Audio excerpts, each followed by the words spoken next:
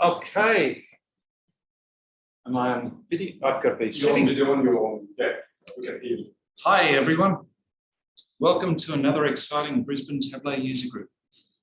So thanks for coming along. Today we have a couple of talks. We've got two very topical sort of subjects, and it's St. Patrick's Day. So we've got, and I don't have beginners going, but we're most here in the room. It's also very exciting. This is the first live in-person Tableau user group we've had for 2 years. So it's great to be able to have it. For KeyData particularly, it's exciting because we're having it in our brand new office. So we'll give people a bit of a look around a bit later on. But we've got 2 topics today.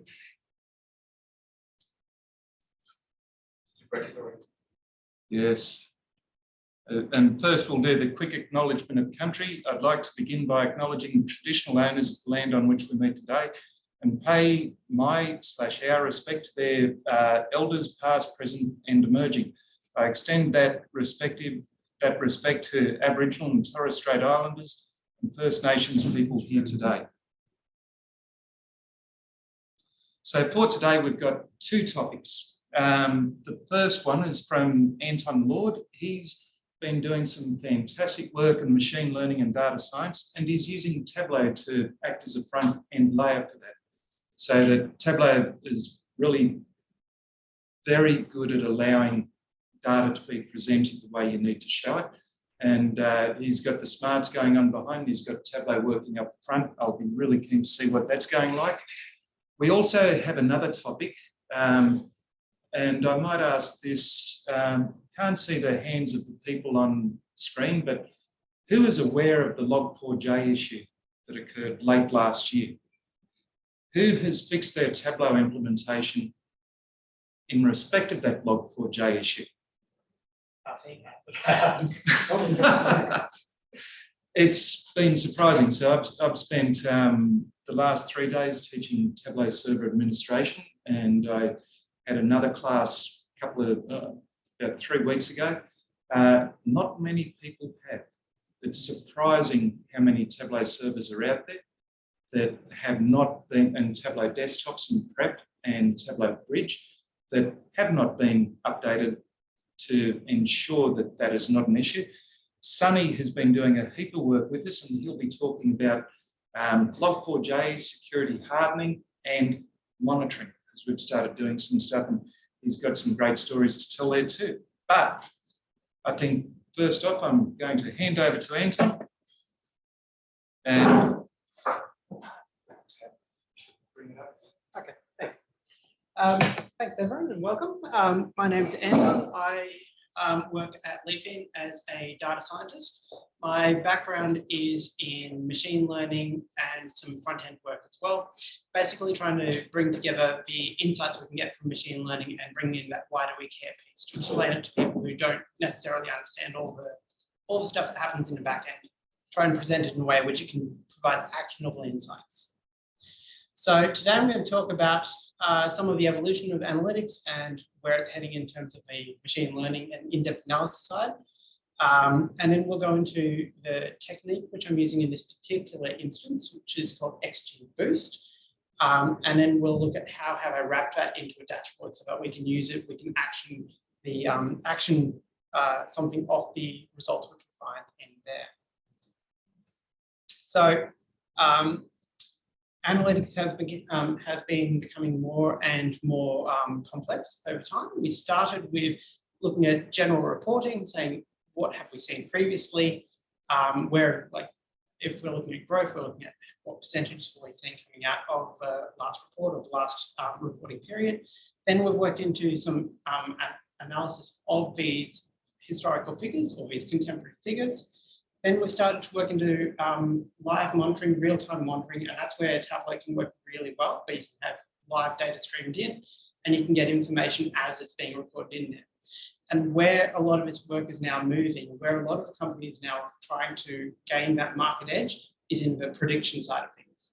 If we can say not only what has happened, what is happening right now, but what will happen in the future, then that's where we can get into a position where we can position ourselves better and we can provide that market edge. So in AI forecasting, it's becoming a multi-billion-dollar industry.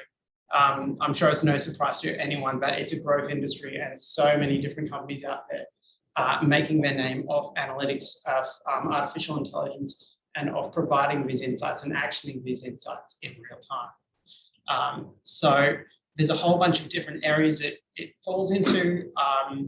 I mainly work in the decision support and augmentation section, so providing predictive analytics to assist someone making a decision, try and give them something more quantifiable to make a decision of, as opposed to their personal experience. And that's the kind of space which I've worked myself into. So one of the things which has been making it harder to interpret results is complexity of algorithms. Historically, algorithms have been very simple, very easy to understand the drivers in what's happening. So this is one of the standard decision trees which you see whenever you go to uni and you start learning about rule-based decisions. It's very easy to understand. You could draw it on a napkin. You could actually give this to someone on paper and then they could action something off that. So you don't really need any huge amount of insight or any complex way to try and derive drivers from this. It's quite clean cut, but it does have its problems. And the reason why the market has moved on from this is because it's not particularly accurate generally. So you can get a lot more value if you have more complex algorithms, but that does come with cost, and that cost is normally interpretability. So the market has moved, after we came to decision trees and things like this, we moved to more complex algorithms like random forests. I chose these two examples because they're related to XGBoost, and it's kind of the way that things have gone from more simple to more complex in that space. Same thing occurs in things like deep neural networks, which are massively complex and very hard to understand what's happening on the inside. But these two are directly related to this particular algorithm which I've employed here. A random forest is where you don't only have one decision tree, but you might have 1,000 different decision trees, all based on slightly different data for when you've trained it. So when you said, tell me how to find the best outcome from this, you've used different pieces of data to try and develop that, that predictive algorithm. And then you're not looking at any individual classifier. You're not saying this particular tree said that it's going to rain, so therefore the ground's going to be wet. You're saying that 700 out of these 1,000 are saying that this one outcome, and I believe the aggregation of those more than any individual one. And this kind of builds up a bit more protection from biased data, from when you've got biased sampling in your data and you overtrain your model. When you do this kind of thing and you forget bits of the data when you're training it, then you end up with something which is a little bit more protected from outliers. So it stands to reason that you actually get better classification accuracy from these. And this is actually from our data. So this is from data at LeapIn, and you can see the best decision tree. This is a ROC curve for those who haven't seen or haven't used one for a while. You're basically looking for something which follows coming up here as tightly as possible and across here. So the more area you have under the curve, the better the accuracy of the algorithm overall. With the best performing decision tree, we didn't get a great deal of accuracy in this model, but when we looked at the aggregate decision across all the different trees in the random forest in XGBoost, we found that it improved drastically. So we went from something which was about 65% accurate to about 85% accurate. So it makes a big difference in terms of how accurate you are, but that does come, like I mentioned, at the cost of accuracy versus explainability. So when you look at the different algorithms which you can employ, you've got things which are incredibly accurate, and deep learning techniques are known to be very, very accurate when you have enough data for it. And then you work backwards from that in complexity and in accuracy, typically down to logistic regression or linear regression, something very, very simple, but you can understand and you can map the drivers directly onto what they'll do. So you know that changing this parameter will actually have an outcome, or should have an outcome, of changing the outcome variable by a certain amount. So there is this trade-off between complexity and complexity aligns with accuracy and interpretability. So that's kind of what we want to be able to solve for here. And then we want to be able to show these results. You want to be able to predict what's going to happen, and then you want to inform the people who have the power to enact change why it's going to happen, so that they can make decisions which will change the outcome for their benefit. So how do we do this in Tableau? Tableau is an excellent front-end tool for serving results in a dynamic way, for being able to show people how do you, how I can investigate my data without having to code up each and every example yourselves, and be able to give people that ability to query their data in their own way. They might be interested in a certain subgroup, they might be interested in demographics in a certain geography or socioeconomic conditions, or whatever it is, subsetting your data and then querying that to their particular endpoints. Tableau does a fantastic job. It doesn't have the capabilities for machine learning inbuilt. So if you want to apply something more than a linear regression or logistic regression or a polynomial, then I don't know that Tableau has that ability. Certainly not if you want to apply a convolutional neural network, or if you want to apply predictive analytics which use both longitudinal and cross-sectional data all in one to try and predict your client the best. So these kind of advanced analytics, these bleeding edge analytics, aren't available in Tableau itself. So we need to find a way that we can actually bring them in, and so we can host them where people can use them. So what we do, or what I've set up at LeapIn, is we use containers called Dockers. They're essentially microservices. It's a little environment which you can send data to. It does all the processing, and then it sends data out the other side. So you send the information that you want in. It can then run its algorithm inside, its pre-trained algorithm, and then it can write that out to a flat text file or to a database or wherever you want to store it. And then you use that prediction information along with your input data to try and explain, firstly, I think this is going to happen, and secondly, what can we do about it? So first thing you do is you take your input data, you send it through your Docker image, which contains whatever algorithm you have. It does machine learning in there, and then it writes the predictions. And then we want to make this actionable. So this is where most machine learning fails. It's something like, I think it's less than 20% of machine learning models which are developed and managed to get to a proof of concept stage, but make it to production.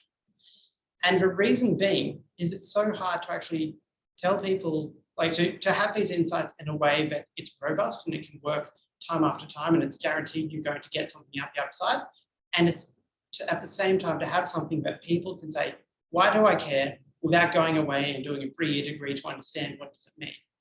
So if you can nail both of those, you'll have something which you can actually derive value from. But if you don't, then that's where they kind of fall over. You get something which is a nice thought process or a uni project, but that's kind of where it stops. So once we've taken our data, we've run it through our Docker instance, it then generates the insights and it writes it out to our database, the same one, different one, or to a text file, whatever it is you want to store it in. You then bring them both back into Tableau. So you bring in your input data, because that's what people know and understand when it comes to your client. And then you bring in your predictions and any of the aggregate measures or any of the metadata around your predictions, which help to inform the decision. That's when Tableau really comes into its own. So here's a snapshot of the dashboard, which I'll show a little bit later on. It's on Tableau Public. If anyone wants to download it, have a play with it, see how it's wired. I have pre-generated predictions, and those are static in this particular data set. I should also say that while this technique is something that we use in-house at LeapIn, this data is publicly available data. So there's nothing here which is proprietary. So that's why I can show it all without having to black out like 80% of the screen. So what we're using here is an XGBoost model, and how I've set up the dashboard is the top half is saying, who are the clients, who are the staff members in this case, sorry, who are going to leave the company. This is essentially looking at, it's an internally focused assessment to say who is going to quit. And then the bottom part is saying, why do we believe that? And if we know that, we can go through the list and we can say, these are the people at the top of the list to say, these people are going to quit. We can then get an understanding about why that is, what drivers they have, which is why they're going to leave. And then you can make a judgment as to whether or not you can modify those drivers to a point where this person is going to stay, They'll be loyal to the company, bringing their skill set and helping you to provide additional insight, additional value to the company. Where I used this at LeapIn, what we did was we looked at this in terms of clients as opposed to staff.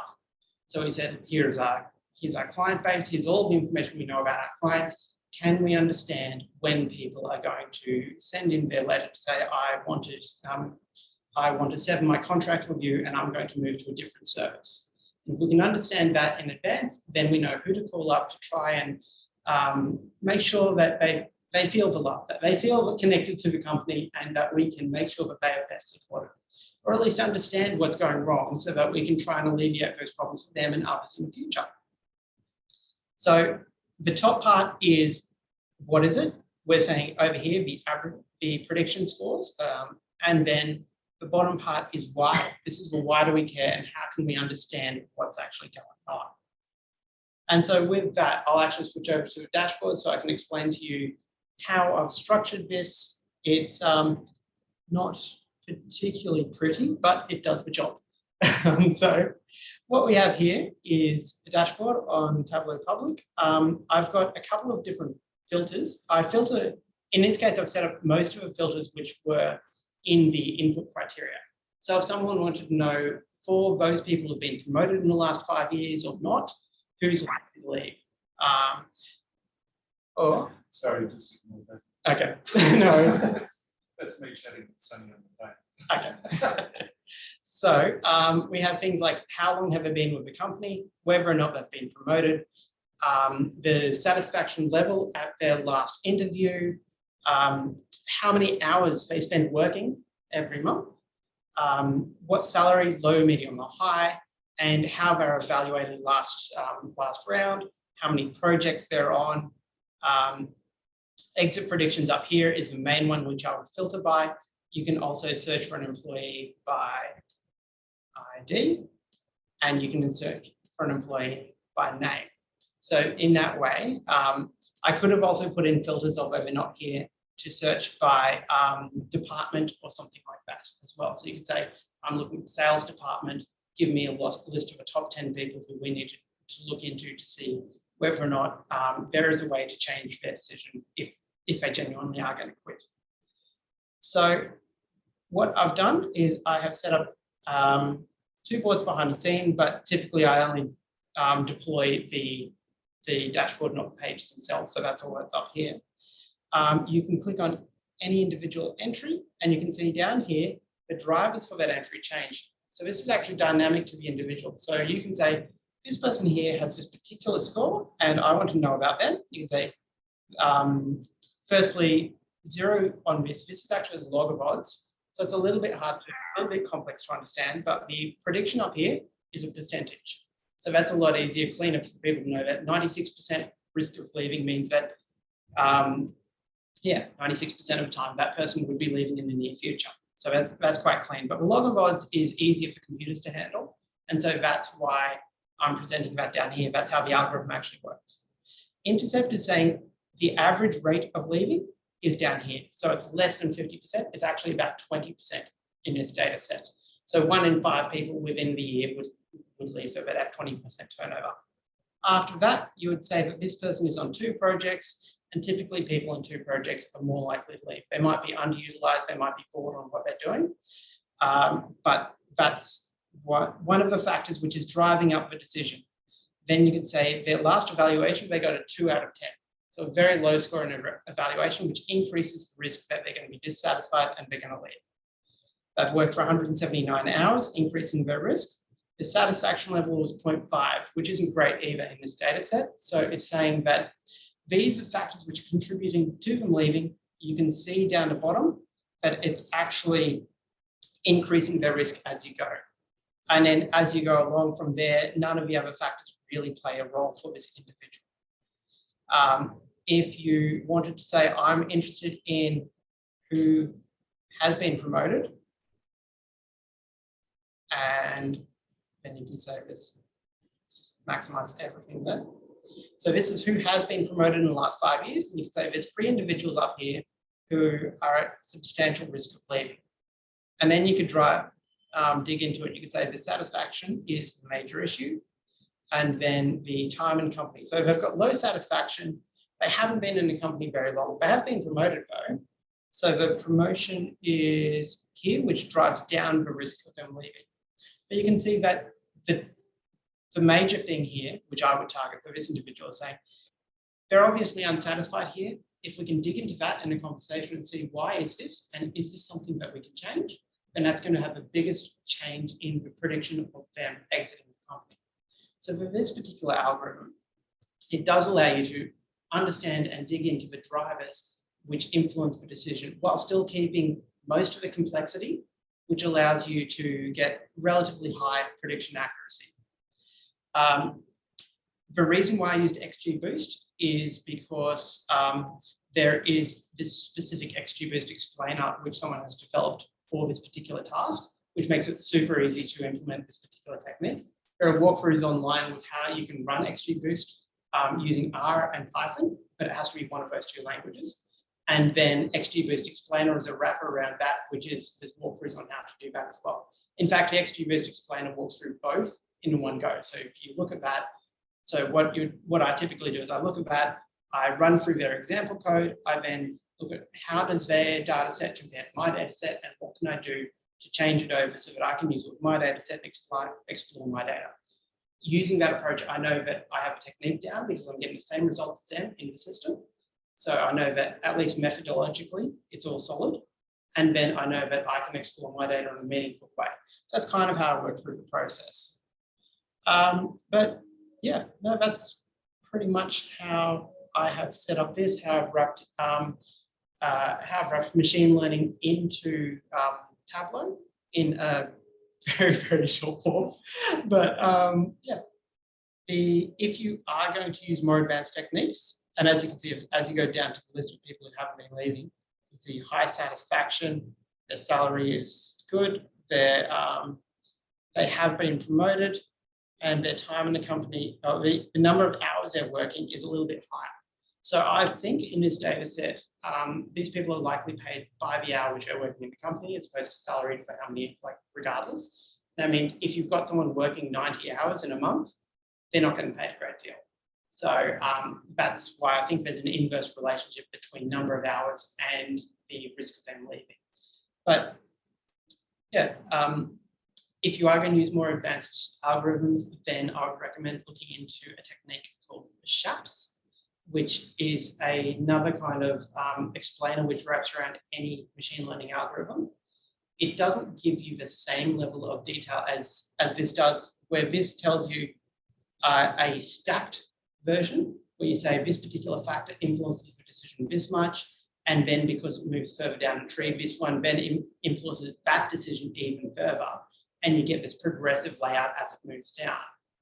Then, but it does give you each driver and how much each driver does weigh into the decision for that individual. So it gives you in their local environment, for that local individual, how much does each of the drivers have a potential impact. So it does give you some level of information, and you can use it with things like deep neural networks. You can use it with any algorithm you can think of.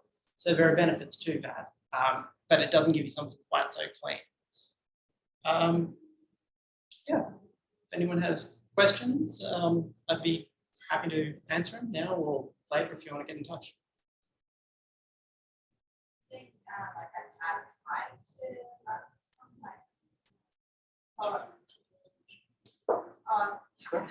how do you run this on like this? I've actually, it's fascinating, like very, very interesting. I've been trying to implement something similar actually for a customer churn. Okay. Yeah. But sort of like a very beginner level in machine learning. Yeah. And I've just been using like a simple decision tree written in Python. But in terms of the implementation, so just build up the visualization. Okay. We're trying to follow like the to have Python running on like my server, like server. Yeah. But it's been like kind of So Do you want to read the question? yeah. So to summarize your question, how do I run the Python in the back end and how do I connect that to Tableau on the front end? Yeah. So I use, so the initial approach I used was to use Tableau Prep. If you run Tableau Prep, it does have connectors to Python and to R. R has R server, Python has, I forget the name. I used it in R server for that one. I translated my code afterwards. But there are connectors to daemon versions of R and Python. Daemon being it runs on your computer in the background and just waits for something to come, and then it does something with it when signal comes in. But Tableau Prep can do that natively. I translated this to Docker instances. A Docker instance is a microenvironment where it has its own operating system. It's got Python. When you start it up, it installs Python, it installs your code, it installs everything you need in a package called Flask. And then that then waits, it listens for a signal through what's called the REST API. And then when a signal comes in saying this is the input data, or this is what I send into it these days is this is the ID from our database to go and collect the input data. Then it goes and collects all the information it needs. It runs a process internally because it has database access on the back end. It then writes it out to its own Tableau predictions file. And then it does that on the fly. So you can run that if you're doing it Tableau Prep, schedule it to run daily or however often you want to do it is the way which I'd recommend. If you're doing it in a Docker instance, then the way it's set up is it's an on-demand system. So you can actually develop a Tableau dashboard, which then goes and requests information for an API call. Then on the fly, it will give you the prediction for that individual and it will set that back. So potentially, once you set it up all fully, you can have it so that someone calls in on the phone lines, and if you're using, we use QPC, Pure Cloud, that has connectors into Tableau, or has connectors into Tableau. No, into ServiceNow, who's our CRM. But ServiceNow is our CRM. So Pure Cloud connects into ServiceNow on the fly as they phone up. It can then send a request to say, give me the prediction that this person is going to leave and pop it onto the screen. So you can actually have things set up that complex that as you need the information, it runs a prediction, it sends it back to the person on the phone and it says, here's the information you need on the fly without having to recalculate. But I like to think this is a crawl, walk, run thing. Prove that it's going to work, prove that it's value, and then build it into something which has all the bells and whistles. Because if you try and build the world, you're going to fall over because people say this is broken. So in that case, Tableau Prep is a great way to start because it's robust, it works well once you've got it set up so that you've got the Python installed in the machine properly. And then you can say on a nightly basis, do this build, store the data out somewhere, and you can have your Tableau dashboard set up with a live connection to whatever data source you're storing to, so that every time you run it, then you get the update. If you ever need to do something semi-live, you can log into Tableau Prep and you can trigger that build on the spot.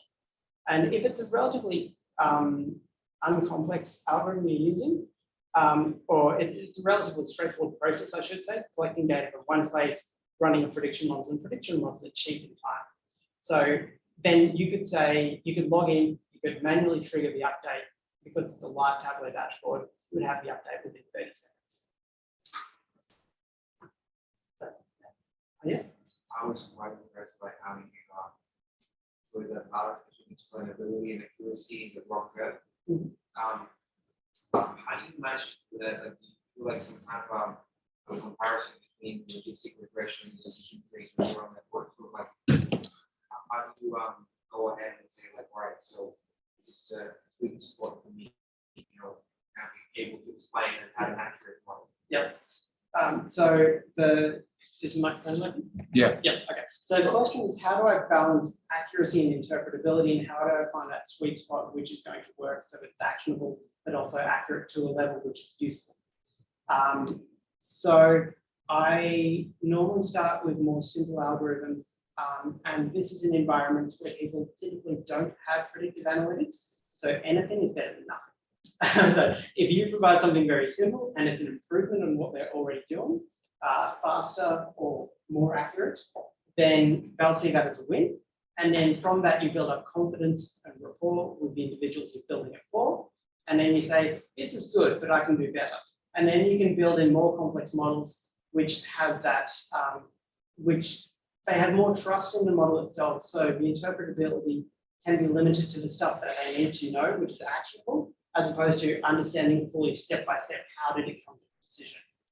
So I've worked in the medical space. I did a PhD in neuroimaging, and typically working with medical doctors, they don't have, well, they almost never have programming machine learning background, and they have very limited time to understand these concepts. So this is a problem I've run into a lot of saying, I can develop a predictive algorithm which can do this job. And you run into a lot of resistance because people say, you're trying to develop a predictive algorithm to put me out of the job.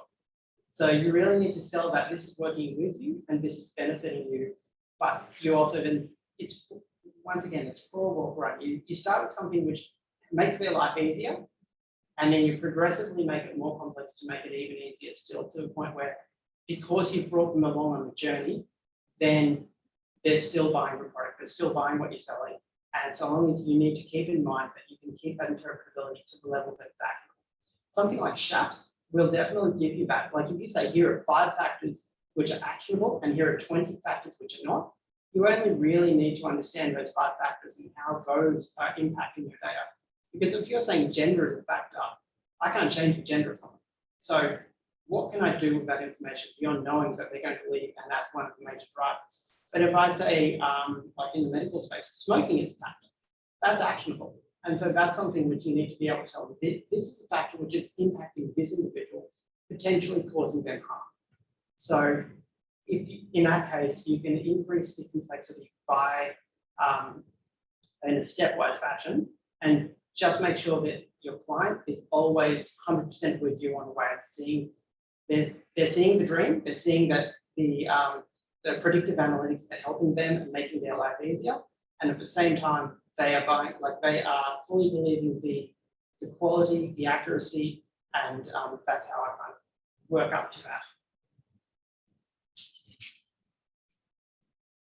It's not good. Online. But you need to run pretty soon. Oh, what's that? You need to run pretty soon. Yeah, pretty soon. Yep. Yeah, probably 5 minutes is enough to run. There's an artificial intelligence conference which was delayed because of floods, which has been postponed to the same day. And so I'm running out of about 1 hour.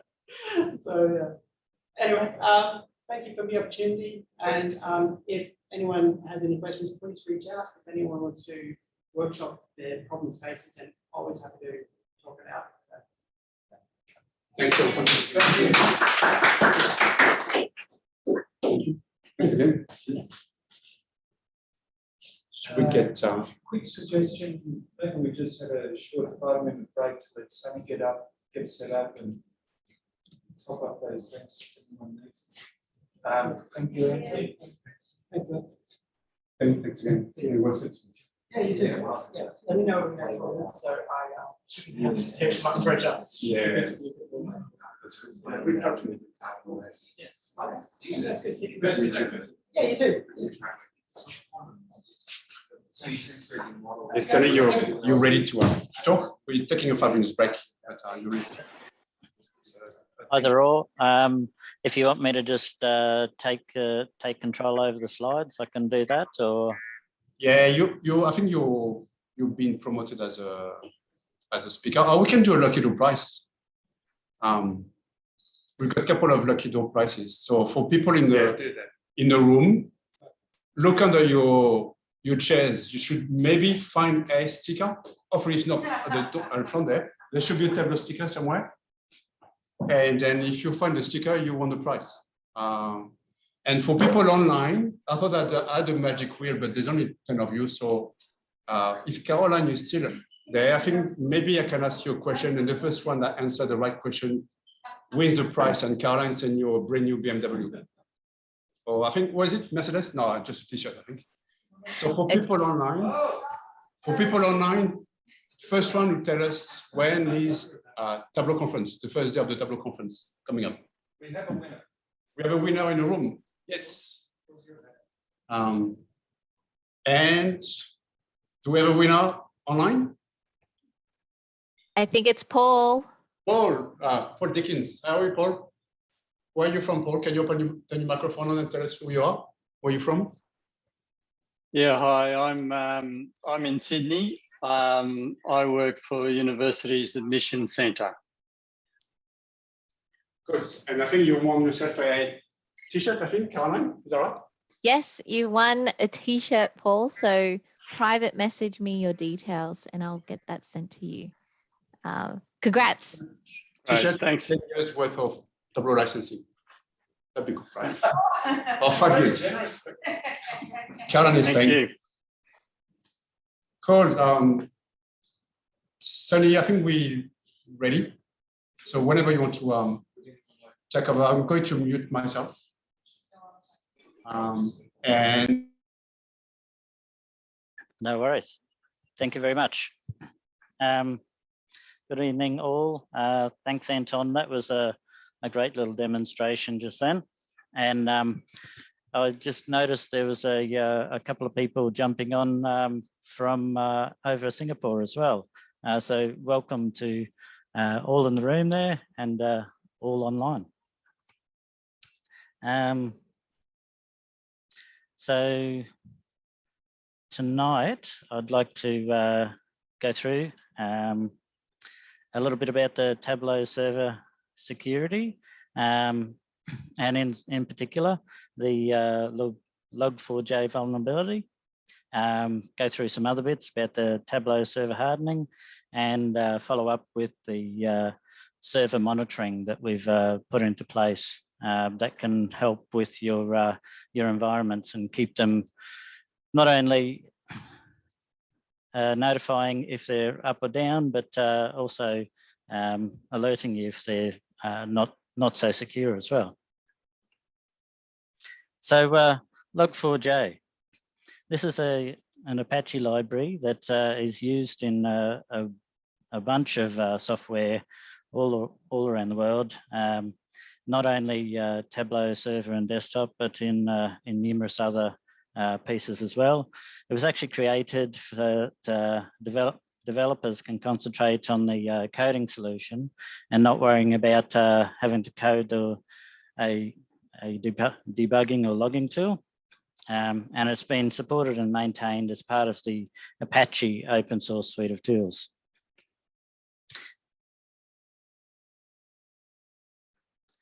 The Log4j vulnerability was identified, I think it was around the 9th or 10th of December, that it was made aware to the Tableau community.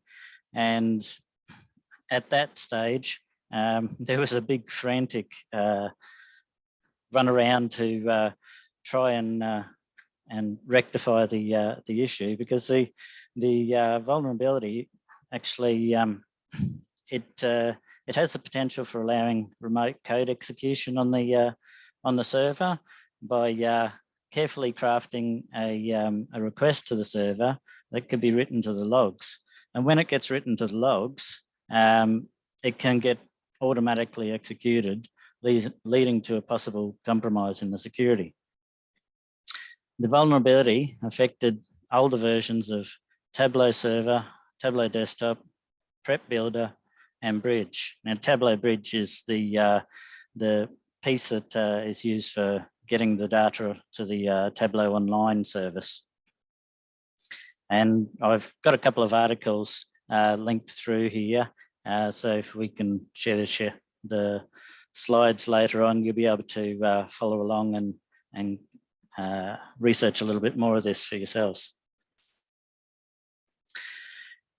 What's the impact if we get hit? So if they did get us, they could compromise the security of the host and potentially take control of the machine. This could include some data loss or corruption, or even some data leaks, so they could get in and get some of your data out.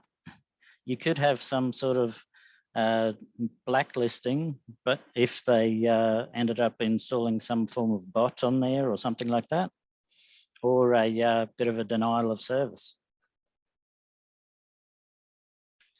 So how do we mitigate against it? Well, the easiest steps now is to follow the KB articles for the mitigation steps. And we've got a list of the mitigation steps down here for the server, the desktop, the prep builder, and the bridge. But in very high level terms, the order of preference in how to resolve it is to make sure that you've updated to the latest release of your version. So that'll be one of the versions that's been released since the 19th of December. And there's a list of them here. I'm not going to list them all out. If you can't do that for some reason, the next step would be to go through the steps in the same links, but you have to remove the automatic execution code steps from the actual Java libraries. So that's a little bit more hands-on and a little less automated than the updates that you can do. And lastly, if you can't do that, then this only applies to the Tableau server.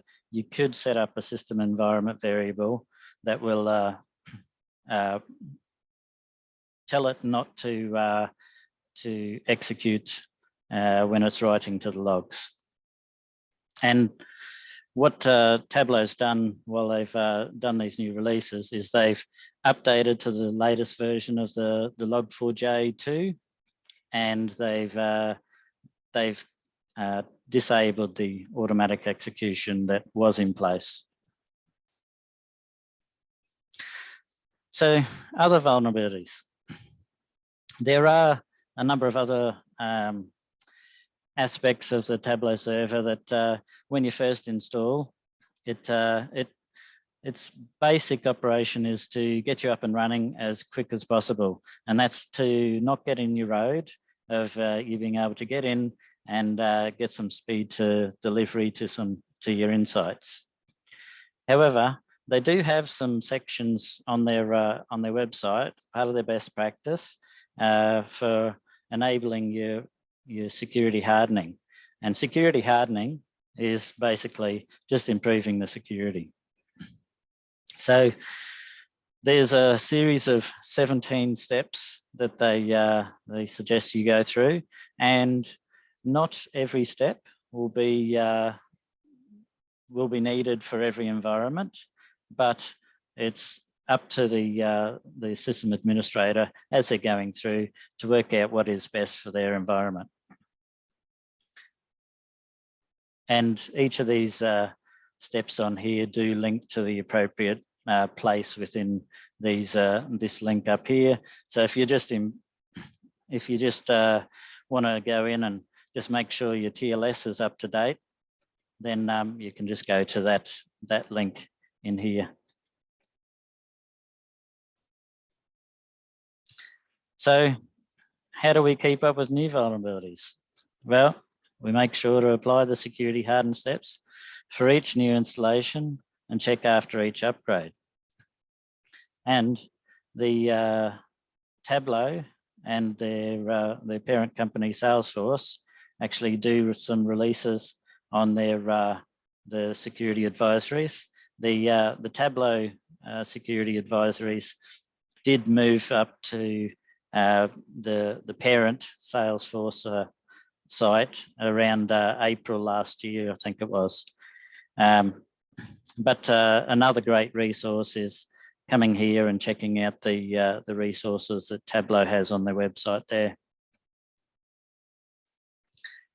Now, at one of the clients I was just at recently, they didn't have the latest version of Tableau to install. We just went for the previous version of that, but we did go for the latest patch version. And this was in an air-gapped environment, so it had its own little challenges with getting some of these scripts entered at the site. It wasn't as easy as just transferring files there, so there was a little bit of extra typing going on. But we ran through, and this is just a snapshot of the script that I used there. But basically, we went through, just captured all of this information, and I've managed to document it here as for each step, having a little comment at what it does, and the actual steps that you needed to take, and little comments along the way, so that when you ran it, it would produce the output as you go. I also managed to do a similar checklist in which it, instead of setting all of these configuration items through the TSM command, it actually just did a get command, and I was able to do that, to do a little snapshot of before and after, to just see what the changes were.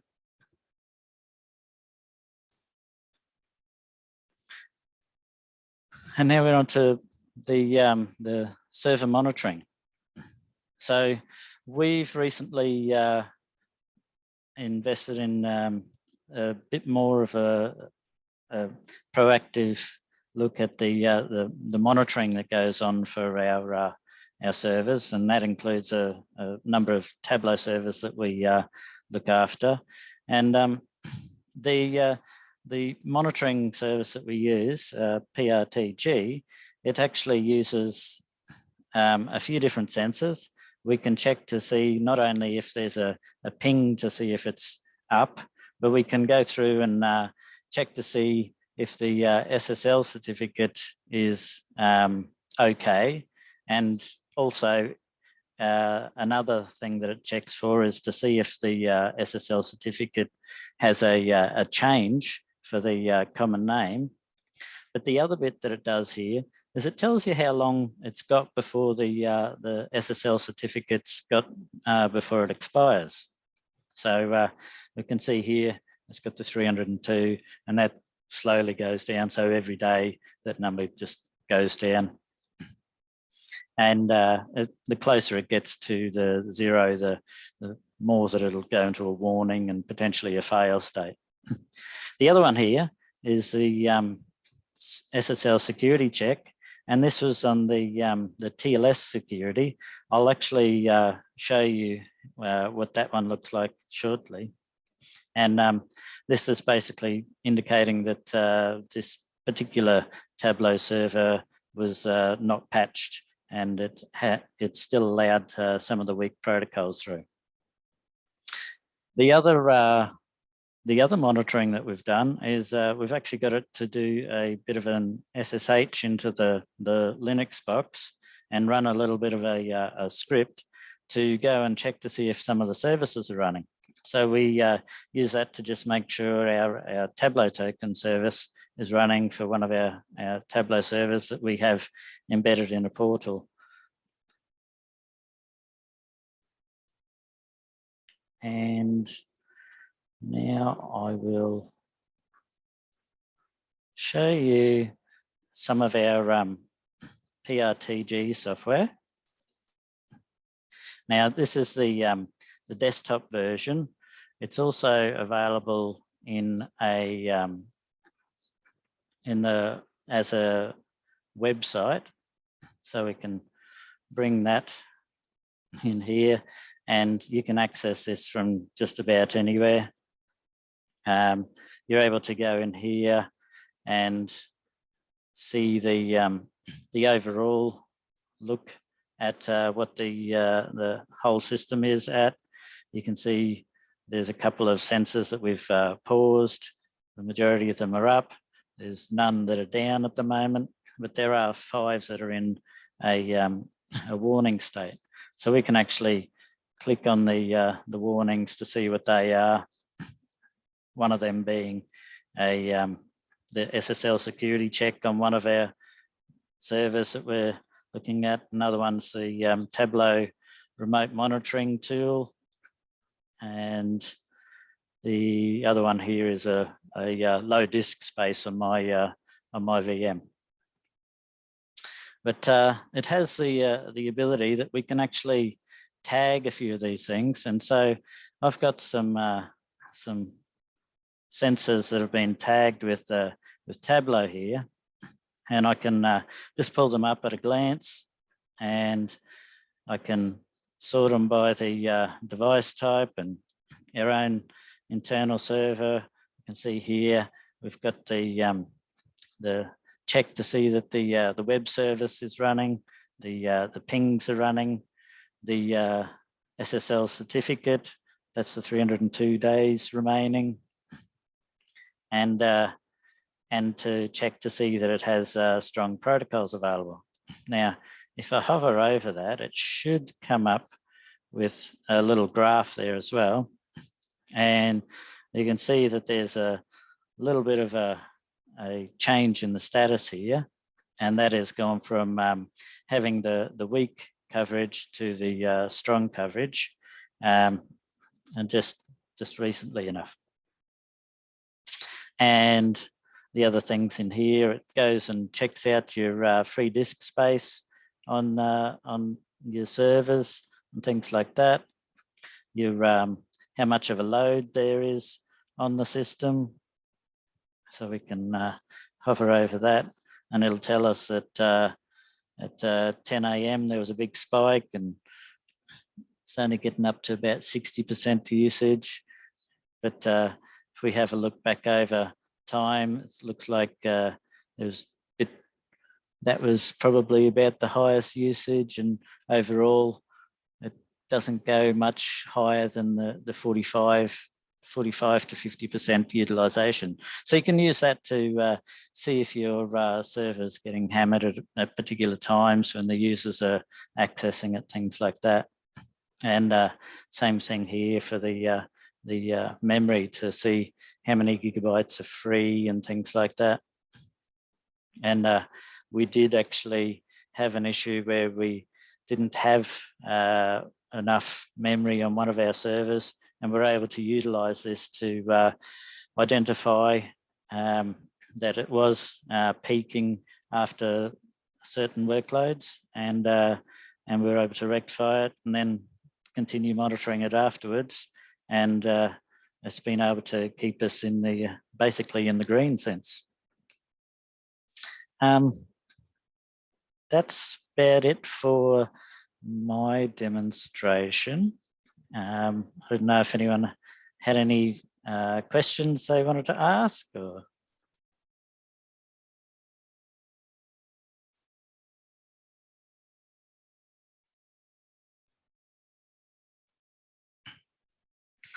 Oh, you're on mute at the moment. That's it. Now we take control. Probably more a comment. It is something that Sunny went through the server hardening. One thing that people should be aware of, that I think a lot of people are not aware of, if you installed your Tableau Server 5 years ago, the issues that are identified on the Tableau Security Hardening website, they keep getting added as new exposures come up as well. So something that was installed and possibly hardened 5 years ago may not still be the same level of hardening now. And so it is worth understanding how long ago it was that this happened. If you're using best practices, is what we tend to do when we're installing a new Tableau server is we'll go through and install it, then we'll go and lock it down using currently known issues. So, you know, we take away things, if there's anything to do with Log4j or anything else, we lock it down so that that doesn't get there based on currently known issues. However, over 5 years, a lot can happen. There's a lot of servers out there that probably haven't been touched for 5 years.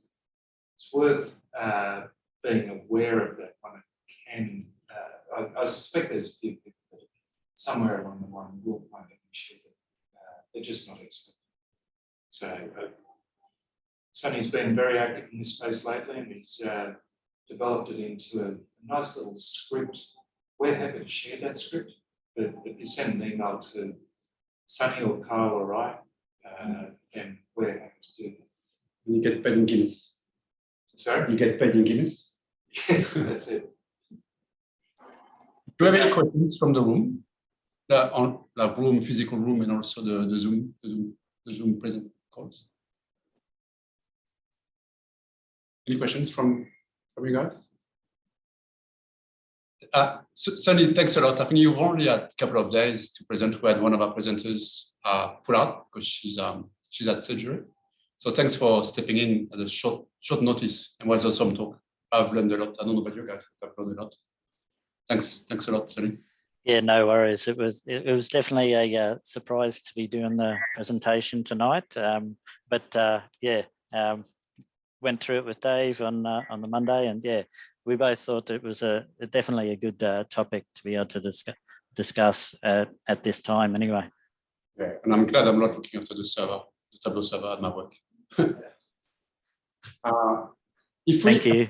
If we're done with the talk, I think for people in the room and in Zoom call, we're always in the lookout for presenters.